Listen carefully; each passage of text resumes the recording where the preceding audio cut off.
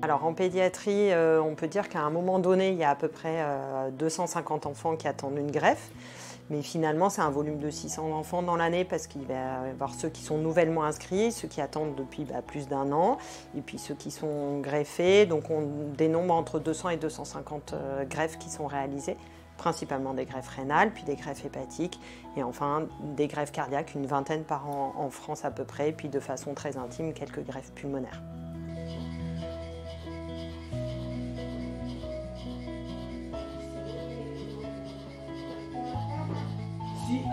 On a plus d'enfants en attente parce qu'ils attendent plus longtemps, pas parce qu'on a plus de nouvelles pathologies, mais parce qu'ils attendent plus longtemps, parce qu'on a malheureusement une disponibilité des greffons qui est de plus en plus faible. Donc du coup, les enfants attendent grâce à des machines qu'on leur met, qu'on appelle des assistances circulatoires, qui leur permettent donc de survivre, contrairement à il y a 20 ans où on n'avait pas ces machines-là. Mais par contre, l'attente est très longue. On peut citer une enfant qui a été greffée après 500 jours d'attente avec cette machine, avec des complications qui surviennent en attente, puisque c'est des machines qui nécessitent une anticoagulation et que parfois il y a quand même des caillots malgré tout qui partent dans le cerveau, avec des complications et des séquelles qui garderont toute leur vie, même s'ils sont greffés après.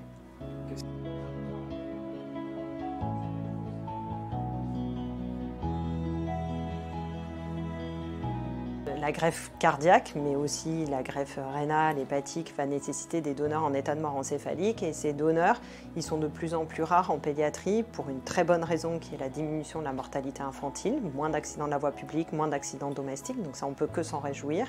Malheureusement, sur les donneurs et ces enfants qui décèdent en état de mort encéphalique, l'opposition des parents au prélèvement des organes de leurs enfants ne cesse de croître. Et elle est en moyenne de 1 parent sur 2 qui refuse, c'est-à-dire que la moitié, la centaine d'enfants qui pourraient être prélevés n'est pas prélevé. Et on voit même que dans la tranche des enfants qui décèdent entre 5 et 11 ans, les parents s'opposent à 60%.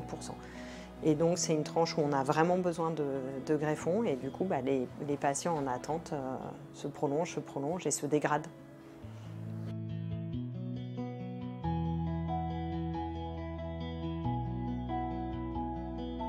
Malheureusement, nous, on a eu plusieurs patients sur l'équipe de Marseille qui sont décédés en pré-greffe alors que ça ne nous était pas arrivé sur les années précédentes, depuis justement l'arrivée de ces assistances circulatoires.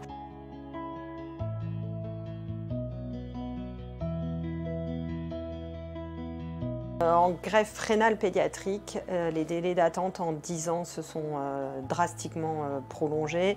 Ils étaient en moyenne greffés au bout de 3 à 6 mois il y a 10 ans et maintenant ils attendent en moyenne 13 mois, c'est-à-dire que quand on a un enfant de 5 ans, il va attendre 1 an en dialyse, donc c'est 1/5 de sa vie. En greffe cardiaque, donc on donnait l'exemple de cette jeune fille qui a attendu plus de 500 jours.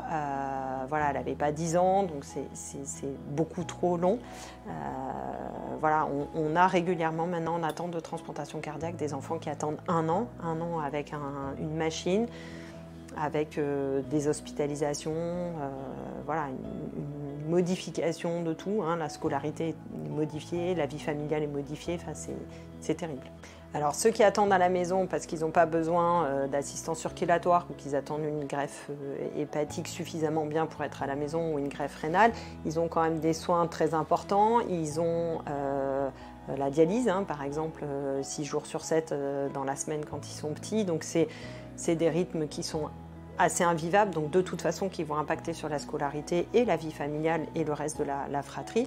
Et quand ils attendent, pour la plupart à l'hôpital, quand ils attendent une greffe cardiaque ou une greffe hépatique, il y a, même si on met tout en place, hein, il y a de la dénutrition, il y a de la déscolarisation. Vous imaginez bien que les parents sont présents au moins pour un d'entre eux tout le temps, donc il y a en général un éclatement de la cellule familiale. Enfin, c'est très très compliqué.